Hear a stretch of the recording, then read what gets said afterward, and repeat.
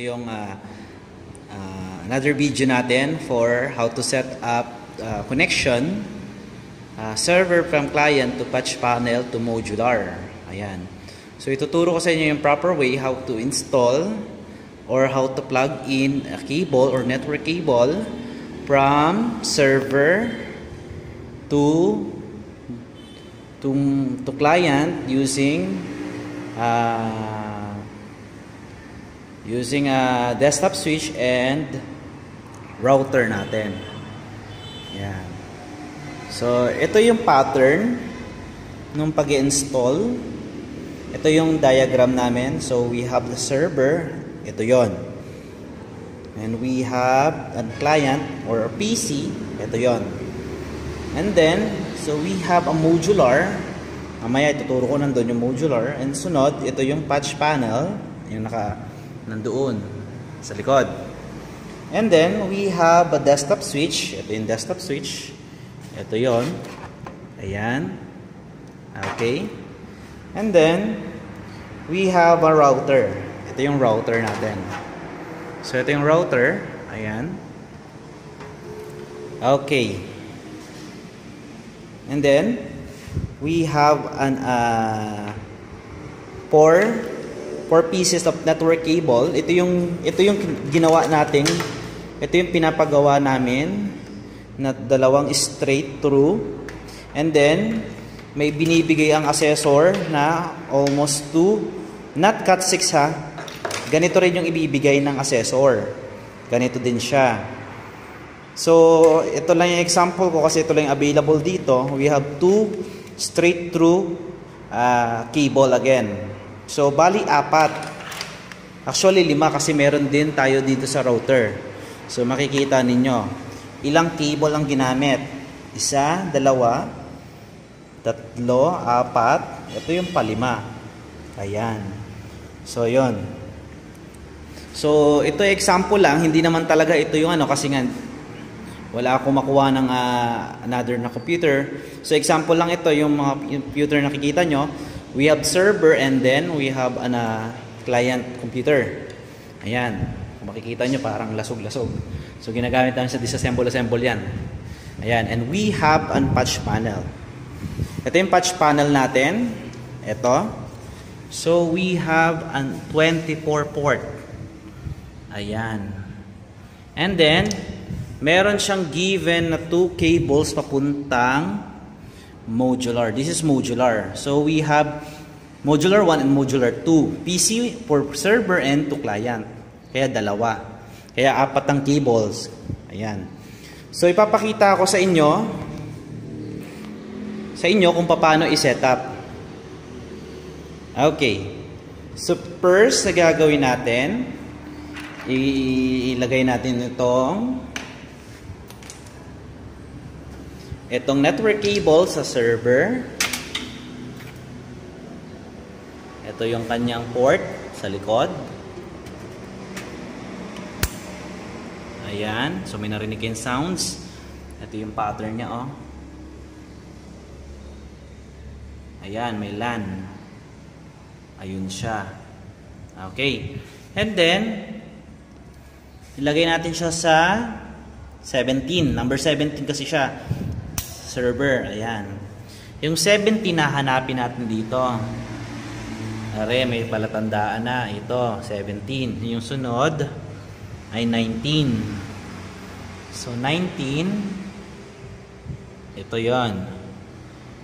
Ayan. Okay.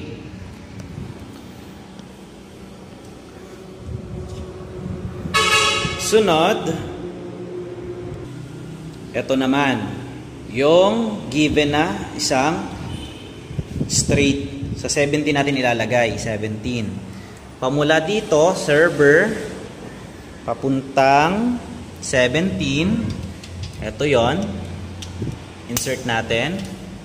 Itong 17, itong terminals naman itong network cable naman na ito, ay papunta sandaw sa hub. Ayan. So wala akong katulong dito. Ako lang talagang nag-insert. Medyo wala akong assistant. Ayan. Okay. Yung isang ginawa naman natin ay i-connect naman natin sa ito naman, i-connect naman natin sa client. Lalagyan natin sa client. Okay? Ayun. So, pag nakikita nyo, nag-actual naman eh, makikita nyo naman siya. Ayan. Client, papuntang modular. Laging sa modular po magsisimula, hindi po sa patch panel. Ayan. So, make sure na test natin ito using LAN tester. Itong network cable na to ay na-test. At saka ito, okay.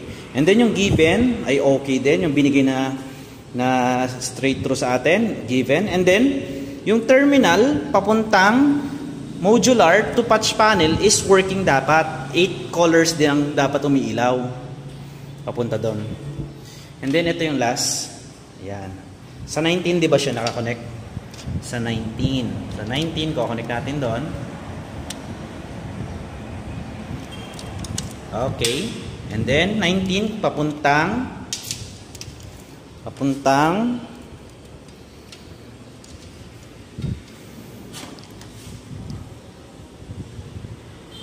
desktop switch. Kahit saan nyo naman pwede ilagay. Sa dami naman yan, 8 port naman yan, kahit saan siya pwede ilagay, walang problema. Kung gusto nyo i-organize, bahala kayo. Pero okay lang, walang problema doon. Okay. Sunod, yung given na network cable galing sa router, ilalagay natin dito. 3 na. Okay. And then, ilalagay natin. Tandaan ninyo, 4 ang, kadalasan 3, 4. Pag may nababasa kayong yung WAN or Wide Area Network, huwag nyo pong i-insert ito. Sa antena lang po yan. Or sa internet. Dito po kayo sa 1, 2, 3. Yeah, may ano naman eh. May numbers naman po. Huwag po sa WAN. Magkakaproblema tayo sa IP address. Okay po, baka hindi kayo mabigyan ng IP address ng ayos ng router na ito kasi in-insert nyo sa antena or sa input, dapat sa output. Yung output na tinutukoy ko, yung 1, 2, 3. Ibig sabihin, 3 PC ang pwede makakonect or mabigyan ng internet. Okay po, so dito tayo kahit saan dyan sa 3 gusto niyo. Kung sa 3, sa 2, sa 1, wala po siyang problema. Okay. So insert natin. Okay. So yung mga powers na lang. So make sure dapat naka-insert ang power. Ayan. So mahirap talaga pag ikaw naghahawak lang ng camera. Okay, and then yung power niya.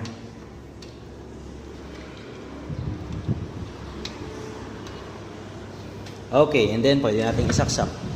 So ganun po yung connection. Ayan. So yan na po yung connection natin. 3. 2 nakakonect dito sa ating 2 PC, yung ginawa nating 2 straight papuntang modular, dadaloy papunta dito, papuntang patch panel, lalabas po dito yung connection papuntang desktop switch papuntang router. Okay, so sa diagram pansin nyo may laptop tayo. Sa laptop wala pong connection kasi wireless ang gamit natin. Kusa pong makaka-receive yung laptop natin ng broadcasting from router. Ang router na po mag-broadcast ng signal para makakonect si laptop. Ayan po. So, ganun lang po kasimple ang pagsiset ng connection. Pag naset na po natin yan, pwede na po nating idiretso yung 7th step sa server. Para makapag-remoting na tayo. Makakapag-remote tayo papuntang client, tapos makakapag-remote din tayo using laptop. Okay po. So sa next video ko po ipapakita yung paano how to set up server and then how to remote or domain client server. And then ayun po. Salamat po. Thanks for watching.